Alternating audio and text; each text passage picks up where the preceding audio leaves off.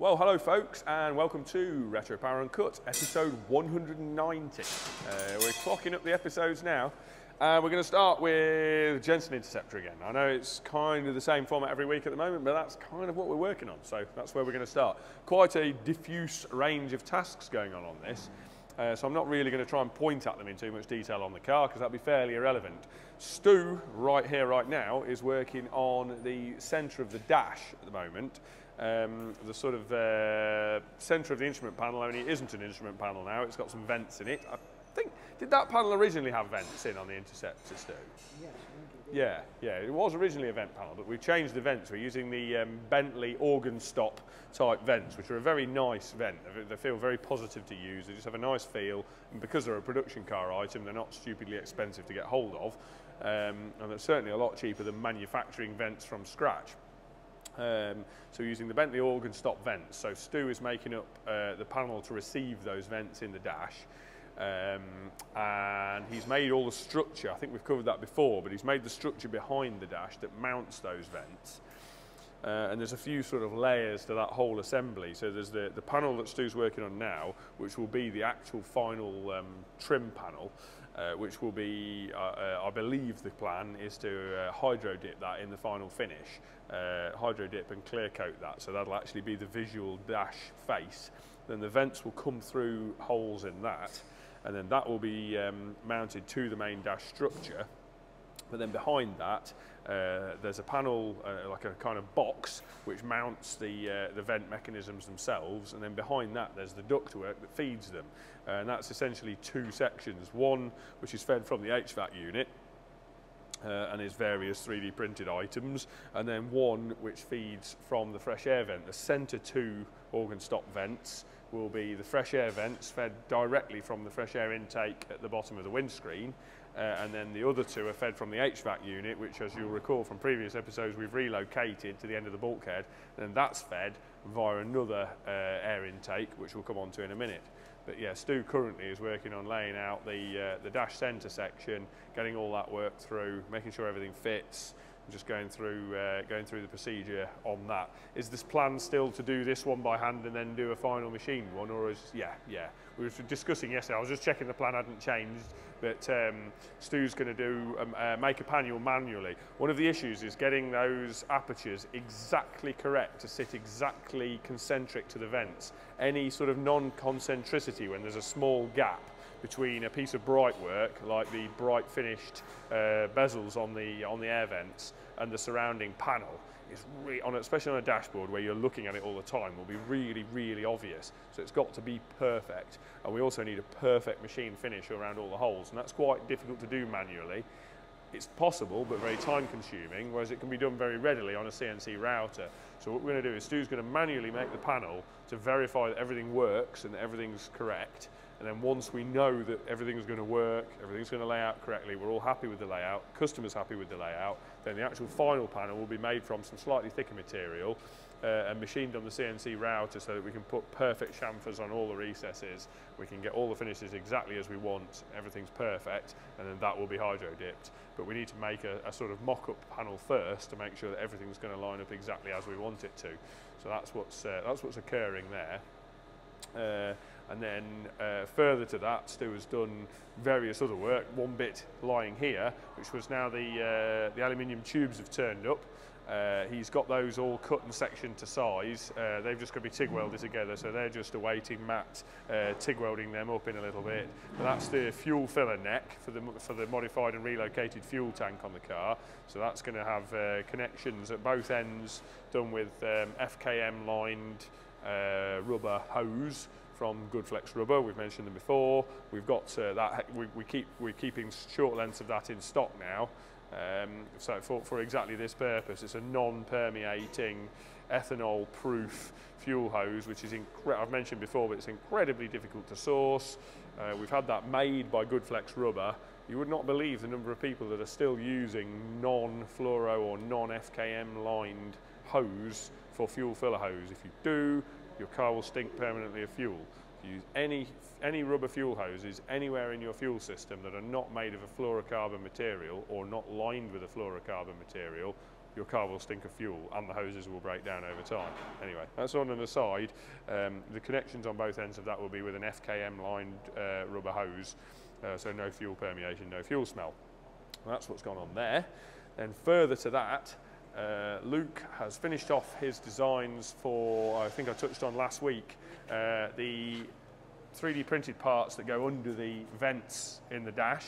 So Luke has finished the design work on those sections that go under there to enable the ductwork, the flexible ductwork that will go under the dash to feed the air to these the vents that are coming, the vents that are going in the dash top. And then he has also made, or designed in CAD, ready for 3D printing, the sections, the ductwork, if you like, again, lots of ducts this week. He's done the ductwork for feeding the centre vents that Stu's working on now, for feeding the two centre vents from the slot in the bulkhead that is fed via this fresh air vent at the bottom of the windscreen. So that's another little bit that Luke has been working on, getting the CAD sorted out for that. Then further to that, he's also designed and completely drawn up, ready for 3D printing, the duct that will be feeding fresh air from the far end of the lower grill, this grill down here, the far end of the far side grill, which will be used for the engine air intake. He's designed the duct that connects onto that, which will mount to some stud welded studs on the back of the front valance, and feed through to a spigot on the inner wing that side. And then from the inside of that inner wing there'll be a flexible connector that then goes through to the air filter housing, which we've mentioned before. Well, that 3D printed part is quite a complex shaped sort of elbow. Rather than making that up with bits of flexible pipe and then fabricated bits, we're just doing that as a 3D printed, print that in reinforced nylon. That'll be a nice part to 3D print there, so that's now done. And then along with the CAD and 3D printing theme, George has also been busy. I'm just looking at what he's actually got in place. Oh yeah, the prototype one's in place, I think. George has also then carried on from where I left off last week. Remember last week we talked about this pressed part where I made the 3D printed press tool to make that. Further to making that, then George has drawn up the 3D printed version of this for the opposite side of the heater unit. With its feed duct, which is quite a complicated shape again, to miss pieces of the inner wing and to feed air evenly both to the main fan air intake that'll be behind that bit and the underneath air intake, which feeds air to this side of the unit, to the opposite side of the unit, to keep the motor nice and cool in there. Because we can only really feed air properly to one end of that unit, but the motor's the other end, and it does need to be kept relatively cool. It does need airflow around it to keep the motor cool. And he's also drawn up the little duct that's going to go underneath to join those two together and bolt to these flanges. So all of those parts are drawn in CAD and then 3D printed in PLA. Those parts are printed in PLA material for a trial fit, which I believe has gone well. Certainly I can see the PLA duct. You won't be able to get it on camera because it's down in there, but I'm sure Jamie's got some footage of that, both in CAD and probably in 3D printed form. Once that's confirmed to fit, which I believe it is, then we'll do a final print of that in a reinforced nylon high temperature material so that we can do a trial assembly of all that. We've got to drill the bolt holes and put it all together. We've got to put some little M4 riv nuts into the fan housings to bolt all this to the fan housing and fully assemble the whole lot and just trial it all, but it does all look very good. There's also some various bits of neoprene sponge got to go in there for sealing things up. But yeah, that's all coming together pretty nicely now. I'm trying to think if there's anything else on this week. I think that is the bulk of progress on the Interceptor this week, so that's all good. Matt is currently working, as you can see, on the XJ. Now we've got a bit of footage of this from this week because Tom's not here today, but Tom's been working on this as well. So both Matt and Tom have been busy on this. Tom's been working on the back of the boot floor. We talked about the beginnings of it last week, fabricating the step into the back of the boot floor to allow the spare wheel to still fit in the boot, but to allow us to put the fuel system, the crossover pipe between the two fuel tanks and the feed to fuel surge tank and the main fuel pump, all in the back of the boot area without impeding the ability to carry a spare wheel. But we're going to use one of those nifty Jaguar aluminium space savers, which is the same, which were from the very late XJSs. I think that's the plan anyway, because they are a big diameter. I can't remember what, I think they're 16-inch spare wheels, so they'll clear the brakes that will be fitted to the car, but they also still fit in quite a small space in the boot. So they're really nice, and they're an aluminium space saver, so they're just a really nice touch. I think they were from the late facelift XJSs. And we've got one of those for the Churchill project, and I think we'll probably get the same again for this project. Further on this project, not visible progress here, but I'll mention it while I'm talking about that, because I imagine we will source that spare wheel from Simply Performance, Jaguar. I think I mentioned them last week. I believe now, after the finances in the background have been sorted out, I think we should have some pallets winging their way from Ben at Simply Performance to us here, containing all of the constituent parts of the running gear for this car that we needed to source. All of those are for rebuild at the moment. I hasten to add, when you see them coming off pallets, probably hopefully next week, they're in as cooled condition from donor cars. They all will be rebuilt. The rear end will be rebuilt by Simply Performance. The engine will be rebuilt by us. So there's rebuild work to be done on. The transmission will be rebuilt, maybe by us, maybe by one of the transmission rebuild companies we use, but either way all of those parts will be rebuilt. But the mock-up, the dry build on the car will be done with them in their non-rebuilt condition for obvious reasons. We don't want to damage anything during mock-up. So that's what's going on there. In terms of the metal work, Matt has finished the work on the front crossmember. I can't remember if I mentioned last week that there was an issue. The front crossmember pressing was not quite, when the front crossmember had been made, the two pressings were not completely accurately aligned when that was spot welded. So Matt's had to cut off and re-flange a couple of parts of that front crossmember to make it actually fit the car. But he's done that, got all that lined up, and that's all fitted now and welded in place. And then he's then carried on with getting I think that's all the front end then finished. That buttoned up everything at the front of the car. He's then set to, on the floor, he's shortened the floor pan. You can see that over there. We'll walk past that in a sec. He's shortened the floor pan because they're long wheelbase floors, same as the sills. Look, the only availability is for long wheelbase parts. So he's shortened the floor pan, got that tidied up and planished up and ready. Just adjusted the flanges on both ends of that as well, because they were a bit, the flange pressings were a bit indistinct, so he sorted out the flange pressings on those as well. And then he set to working on the floor, got the floor all cut out, and then addressing the rust areas that need to be addressed to be able to put the floor back. To that end, there's a repair to the forward half of the inner sill, with the outer still attached, and with a brace bar in the door shut and a brace bar between the transmission tunnel and the inner sill where the original seat mounting box was. He's repairing the bottom part of the inner sill, and that's what's literally happening now. Is he's just TIG welding in the repair sections of the bottom of the inner sill into place. That's a butt weld repair just into that section of the inner sill, and there's also a repair needed on the bottom of the inner part of the A post where that goes onto the sill as well. So I haven't looked, but I'm imagining he was going to anyway cut the bottom off the inner A pillar, get that out of the way so he can repair the sill, and then make a panel to repair the bottom of the inner A pillar, get that welded into place. And then the seat mounting box also needs some repair, and then rewinding a little bit prior to taking out that seat mounting box. Matt's made a jig plate that will bolt in, and he's actually put some screws in that as well as a final alignment, because the bolt holes are slotted. So to make sure the alignment's bang on, as well as the bolts, he's also put in some self-tappers, some self-tapping screws into the four mountings on that, just to make sure that the alignment's held good. But he's made a plate that bolts to the seat mounting box and to the two rear seat mounts, the rear mounts of the front seats, that is, that go to the transmission tunnel and the inner sill, so that when any of those mounts are removed, we've still got a means of aligning them back up without having to put a seat in and hope for the best.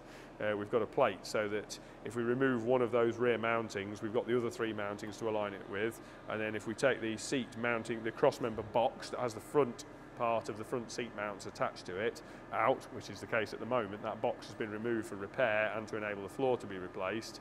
We can keep the rear mountings in place, bolt that plate back to them, and that gives us the alignment to square up that seat mounting box at the front when that all gets welded back in.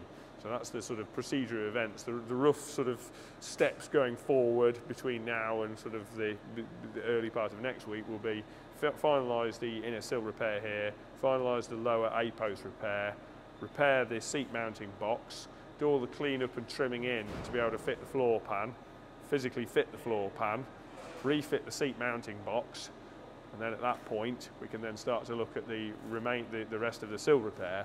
So that's the steps forward from now, but it's careful planning of the operations one at a time, just to make sure that you don't undo too many pieces and lose all your reference points, because that costs you a lot of time to then refine those reference points, particularly for seat mounts. It's easy to get things wildly wrong and not even realise, and then create a load of work which could have been solved by making a simple jig, which is exactly what Matt's done. But I think that's pretty much roughly sums up where we're at on the XJC. It's Project Portofino. That's a very exciting thing. And talking of exciting things, lots to report on the E-Type. I'm going to stand near the door because the door is the key focus of activity, principally for Bobby. So at that point, I'm going to hand over to Bobby again this week, because he has most of the information regarding what he's doing on the door, although there'll be another couple of bits to touch on I think in a minute. But I'll hand over to Bobby now, and he can fill you in on all the details. Hello folks, a little update early this week.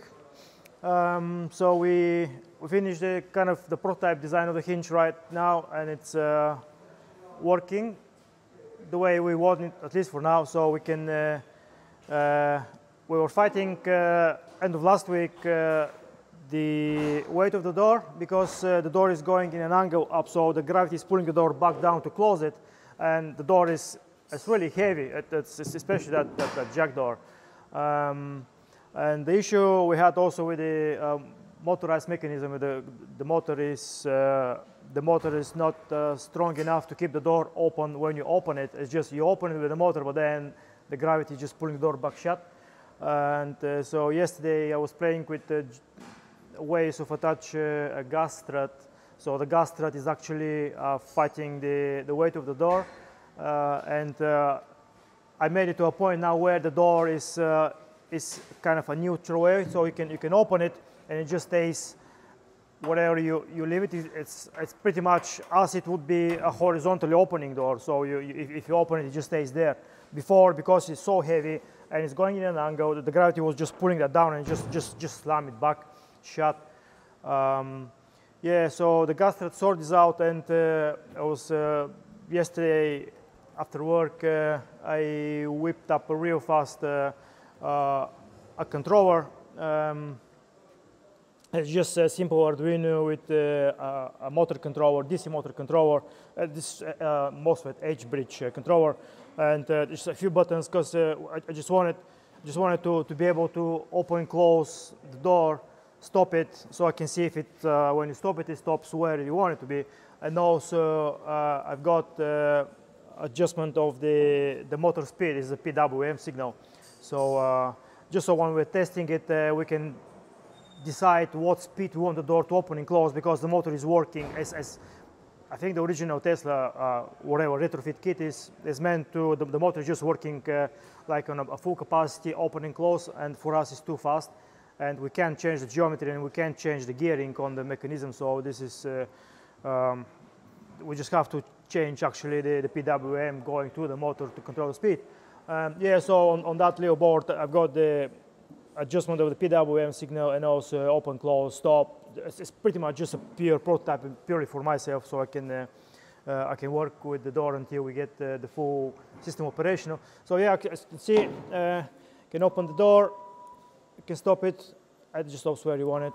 Again, open it fully, stop it, then you can close it. You can close it all the way till it's shut, or again, if you want to say have the door faster, again, you can increase the speed. I think that's maxed out now, so you can see the speed. You don't want the door to open that fast. It's just too sketchy, and you can see it just slams down. Yeah, just a reminder, we are having also a soft latch, so once the door is up to here, the latch will suck the door in and shut it. But yeah, so it's that's a very fast update again, very sketchy programming of mine here, but yeah, I think you want a door to open probably with that rate, I would guess. Not too slow, because too slow is too slow, you know. You want to get out of the car in a reasonable speed. So that's current update for today, and more later on. So yeah, see you later. Right, thank you, Bobby, for that, and an excellent explanation as always. The only bit I'm going to add to that is that now we have the gas strut in place. Bobby's actually got hold of, from I think lying around in our stocks, a very short gas strut, and rather than having the strut between the door and the underside of the dash, where he put a very temporary strut in there to make sure that the principle worked, which it did, he's now put a short strut in, which will now actually go inside the pillar, and he's modified the inner hinge structure that he'd already made to accommodate that strut. So that strut goes directly forwards into the pillar now. Modified this temporary, obviously these are temporary, hasten to add, these are temporary hinges, these are prototype units. He's added a mounting on for that gas strut onto that hinge now, and that's all working perfectly. Got that working really, really well now. So obviously, Bobby may have mentioned this, but once all of this is fully working, fully operational, all these parts will then be drawn up, complete in CAD, and then we'll make the decisions on the exact processes to make them, whether we make those from billet, machined from solid, or whether we fabricate, or whatever. But certainly I think a chunk of it will be machined from solid, because we require quite big section thicknesses on some of this to keep the stiffness right. Probably aluminium, but quite thick. So yeah, there's a lot of prototyping work going on to make sure all of this works, and that's going really, really well. Very, very happy with the stage we're at on that. It's coming together very nicely. I don't think there's anything else specific on E-Type at the moment. Obviously, there are things going on in the background regarding the back of this with Andy Hall, we've mentioned before. Andy has started work on the rear end. I think he has just started work on that. We took the book, again, we've mentioned this before, but I'll just briefly cover it again. We took the book for the rear end down to Andy a couple of weeks ago now, and he's starting work on the metal work for the back of the car, starting wheeling up the panels for the rear of the car. So that's in Andy's little upstairs workshop. Maybe it might be good a little bit later on in the process we could perhaps go down and do a little bit of video down at Andy's workshop, which I'm sure he won't mind, we might have to be careful of what other vehicles we get footage of there, because I imagine there'll be some that customers might not want footage of on our channel, but we could get some footage at Andy's workshop. That would be really good. Once we've got a little bit to see on this, I'm quite sure he'd be most excited for us to go and do that. Reverting back to the XJC for a second, when I was talking about the seat box and the seat mounts, I've got a prop here, which I hadn't realised was over here. That's the seat box that's been extracted from the car. Needs reflanging at the ends, and it's got a bit of rot along this flange. That's all going to need reflanging. But they're the seat mounts, and the screw hole I was talking about for the alignment is there and there, because obviously the bolts are in slots, so you can't really jig off that unless you make a peg that goes in the slot, which is quite a complicated process. So Matt rightly has just gone for the simpler process of putting the self-tapper in, and we can just weld up the self-tapper hole afterwards. And that's the jig plate there for doing the seat alignment, which is just made from bits of scrap that we had lying around, and that's the plate that lines up those seat mount points. Perfectly fit for purpose little jig, does the job nicely and cheaply and simply. So that's what's going on there. But yeah, I think that's where we're at on E-Type. I think that pretty much wraps up. It's quite a short video this week. That's the floor panel I was talking about, the shortened floor I was talking about. But I think that pretty much wraps up where we're at this week. I'm trying to think if there was anything else I was going to cover, but I don't think there is specifically. So I think at that point I'm going to hand over to Mark and let him show you through the body shop progress, which is largely Allegro related, but I'll let Mark fill you in on that one. All right, welcome to this week's episode. I'm not as lively this week, a bit tired because it's early, because Jamie's got me doing it really early in the morning. So 8:30, let's not pretend that I'm getting you up at... I'm kind of a 10 o'clock bloke, wake up. So yeah, so first Allegro, which is second Allegro because we started with the second one. It's been confusing because we got two of them. But this one, all underneath now is sealed. I think I showed a bit of that last week. Inside's all prepped now, sealed. Gaz did that yesterday. It's guide coated the outside. I don't know if he's going to try and get inside, painted and inside done first, but we might dry block it because we can't wet flat because we've got bare metal, well, zinc sprayed metal at the bottom.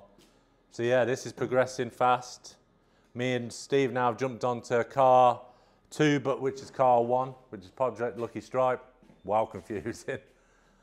So yeah, so this we got this all prepped this week, masked up, polyestered. So yeah, so me and Steve yesterday we started with the 120 grade. So you can see the black here. We keep sanding that till it gets down to the white. You'll see little bits left. That's just like got to work a little bit more.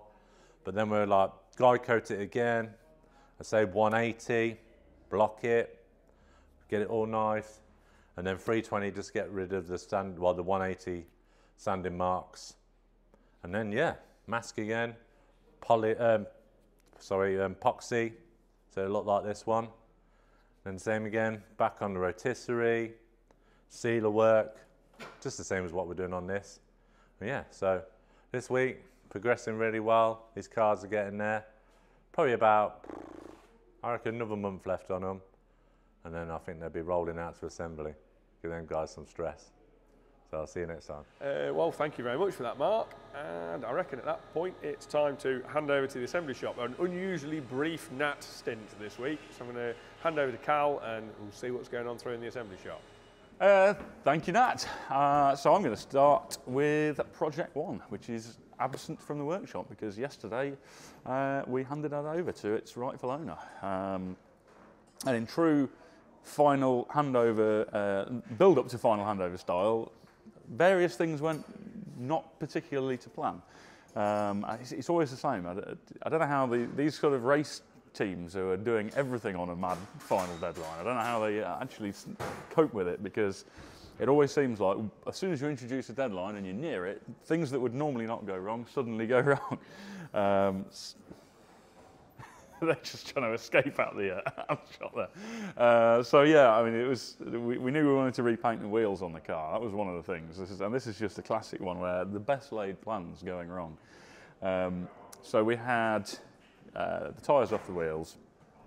We were changing the tyres from the ones we've been testing on to some different ones, basically. And what I thought was, we don't really want to risk fitting tyres onto relatively freshly painted wheels, although I knew they were going to have the weekend to harden. So what I thought is I'll get the tyre place to fit the tyres, but leave them loose so they're kind of pushed back off the rim. That way the guys can paint them all the way around onto the inside edge of the rim, and then we'll just inflate them. And that was last week, so I think Friday Mark painted the wheels. So we had over the weekend for them to bake. It was a bank holiday weekend as well, so Monday as well. And then Tuesday we would simply inflate the tyres and put them on the car. Now they're a staggered set, 2 wide wheels, 2 narrow ones, and we gave obviously the tyre place, the 2 wide tyres, 2 narrow tyres, and instruction to fit them accordingly. Now the first problem was Mark, through an understandable reason, painted the wheels the wrong colour. He actually painted them a trial colour we'd done for those wheels, but there was another iteration of choice which he'd forgotten. So when I came to them on the Tuesday, first thing in the morning, realised they were the wrong colour, thought, okay, well this is okay, we've got the rest of that day for them to be painted again and hardened. So right, let's get on, repaint them, stick them on bake a couple of times. We can then balance them in the afternoon. That shouldn't risk damaging them, so we'll be fine. So we did, repainted them, put them on bake a couple of times. Afternoon, probably 5 p.m. It took them to have the tyres, it took them to have them balanced and the tyres inflated onto the lips, and realised at this point that when we'd had the tyres put onto the wheels, they'd been done the wrong way. So one of the wide tyres was on one of the narrow rims, one of the wide tyres was on the correct rim, and the same with the narrow rims. So it was a slight disaster, because then it was like, okay, now we have got to change the tyres on these wheels, and they've literally just been painted like an hour or 2 before. Thankfully, the guys who did the tyres did an extremely good job and did manage to change them with 0 damage, so slightly relieved. So that was one stress area going on, and then the other stress area was the fuel sender, which has been an ongoing thing. I think we discussed before that we'd had The problem, because VDO had changed the design of the tube type, dip tube senders, so it was originally a tube with a float inside it. We'd then found that they'd phased them out in favour of one with an exposed float, which I knew was going to get stuck on the tank foam. So then we discovered the Holly laser senders. That was going to be great. The tank foam obscured it. So then we machined an aluminium tube for it to sit inside. However, it still didn't read correctly with that. And I can only assume that it needs like a wider window. It doesn't say anything about that in any of the literature. But I would say it needs a kind of wide window of view down to the level of the fuel, because we had it looking down basically at the biggest diameter aluminium tube that will fit into the standard port on the top of the tank. And it just wasn't reading right, it was all over the place. So I'm assuming that somehow the signal was getting bounced off the sides of the tube or whatever, but it was not working. And I was adamant we weren't going to hand over the car with a non-working fuel gauge, even though I would obviously tell the customer, but I thought this is frustrating. So Tuesday, I thought, right, let's go with one of these. Another option is that ATL do a capacitive fuel sender, which is similar, fits in the same fitting. It's got basically a metal rod on it. You can cut it to length. And it uses the sort of, a bit like our touchscreen works, it uses the electrical sort of capacitance at the different points on the tube to sense the level. So there's no moving parts. So it theoretically shouldn't get affected by the tank foam.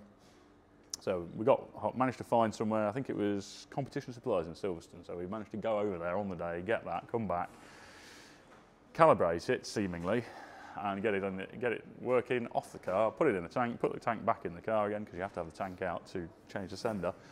And it didn't work, and that was at this point, I think, much bashing head against a wall. It was probably 9 o'clock PM the day before we were handing the car over. And I'd about had enough of breathing fuel fumes. So I left it, then came back first thing in the morning, and we got the tank back out again. Went through the calibration sequence again, and thankfully this time it worked. So it was a bit stressful, because we were literally pulling the fuel tank out of the car half an hour before I was going to drive it over to deliver it to the customer. So yes, fairly stressful lead up, but everything came together. Is the long story short, everything came together. Customer wanted the car, I think it was Wednesday this week. He's got some people coming over, wanted to show the car off. Then I think he's taking it to Silverstone on Monday for a track sort of shakedown session. But yeah, he took it out for its first drive yesterday, and he said,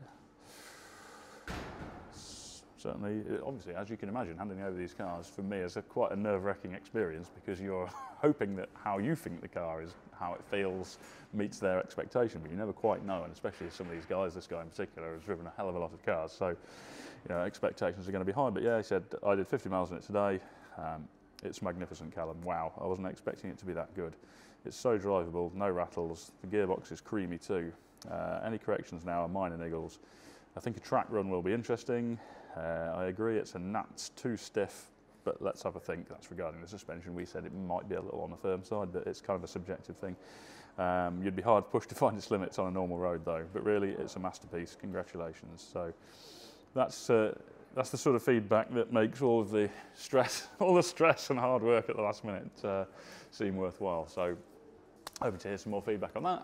As soon as it's done this track session, I think it's going to come back here for another check over, and we still had a few final jobs. We've got to commission the air conditioning, we need to change the boot lock for the machined one that we've made, and I think there were a couple of other very minor things to do on it.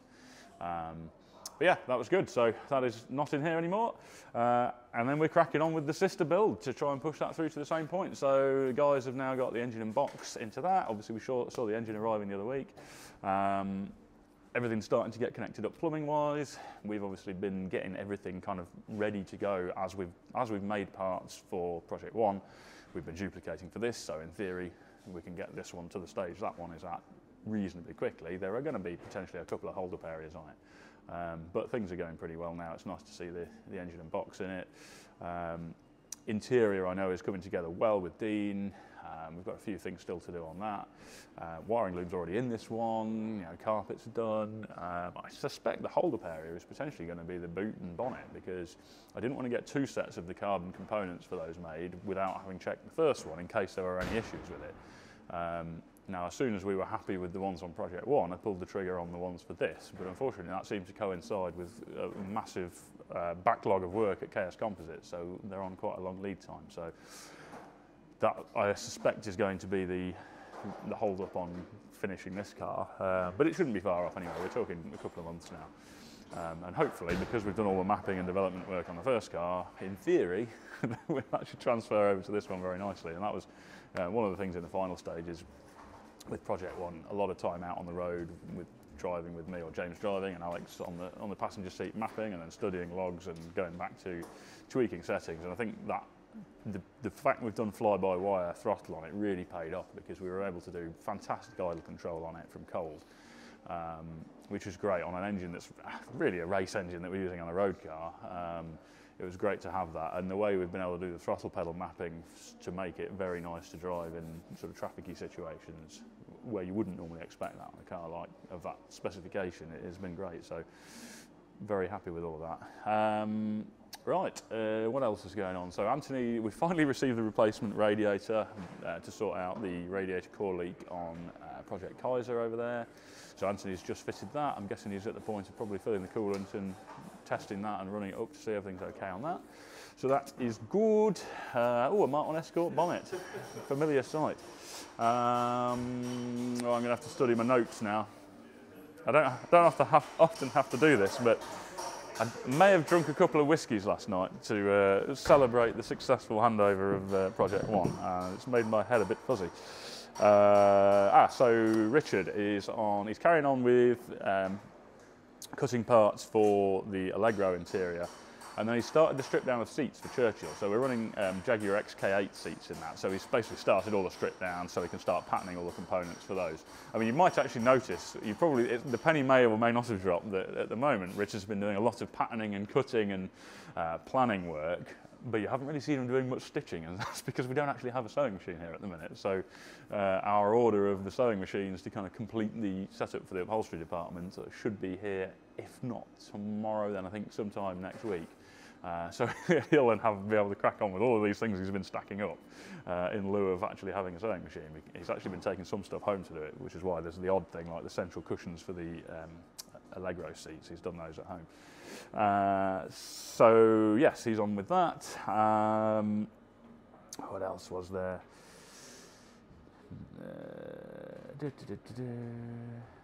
I should think. There was some other things. Project 1. So another thing was the key. We had some new keys made for it, so we could do 2 full sets of keys for it, a spare set. And they just wouldn't work. And I have to say, I've had keys cut before that have visually been a bit out, and you're not surprised that they didn't work. But these ones look ridiculously close and still didn't work. Literally wouldn't turn at all. So I did some manual locksmithery and manually filed the keys to be an absolutely perfect match, which worked perfectly. But I was quite surprised how fine a difference it was between not working at all and then working absolutely perfectly. So that was another last job on the countdown to handing that over. I think at that point I might just move on to a couple of questions. So let me. Hang on, where are we? I'll just go through a few comments that have been raised. Last one, so Jihada. I'm sure I'm saying that wrong and not seeing that there's a space somewhere in there, but so thinking that the Escorts have been done in retro power record time. Carries on to talk about some other stuff, but no, I would say definitely not. I mean, they've been, I would say more than 2 years. I don't know if we've got to 2.5, but they have been a very big, extensive, challenging project. Project Vader was pretty quick. We did that in 16 months, I think. So I think that's probably one of, if you consider the sort of more recent big full build projects, then that's probably the quickest. Some of the slower ones, I mean, over the years, like things like the Camaro, it's been on and off and on and off. But yeah, if we have the instruction to just do a car as fast as we possibly can, I'm generally quoting kind of 2 years as a build price, a build period for a full build. And I think I'm pretty happy with how those have gone. So yes, they've gone smoothly in that respect. This is a comment from Paul285. As always, great content and honesty. Do you do an open day coffee meet? Would love to come and meet the team. We haven't done many of those, but we are going to. So watch this space on that. I haven't got any plans at this exact minute, but certainly one of the things on my list of things I want to do and improve on is having more kind of public gatherings, open days, which would be great. So watch this space on that one. Frederick, I think it's Frederick5974. Cal, after the brilliant explanation of the process that leads to costing and billing RP's cars, I only have one question on that. How much has the Global Workshop program helped or hurt RetroPower? Now, I should probably clarify on this. Although they're a sponsor in terms of putting the logo on the start of the video, that kind of came second. We were using them anyway, and I say them. Essentially, Global Workshop is a guy named Rowan in New Zealand, who's a car guy, and years ago was having a car built and wasn't very happy with how he was getting this sort of feed of media about covering the car build. And he was a software developer and decided to put something together to allow the car builder to send him a photographic timeline of the car build. And that was it at the time. And then fast forward a few years, but this is going back to, it must be about 4 years ago maybe. He was introduced to me and we got chatting and started talking about whether we could use this app that he'd kind of developed in a fairly basic form, and it seemed a great thing, so we started using it for the sort of customer update stuff. But it was only us and a handful of other people who were basically trialing it and feeding back ideas on how to improve it. And then it kind of developed, it started to spiral and develop from there. So then it became the inventory thing, so inventory management with the QR coding and adding more and more and more. And it's just becoming this amazing software package. But yes, certainly our usage of it came before the decision to put their logo on the video. That was really just a thank you for, providing us with this amazing software package. So yes, of course it helps us, because I wouldn't be using it.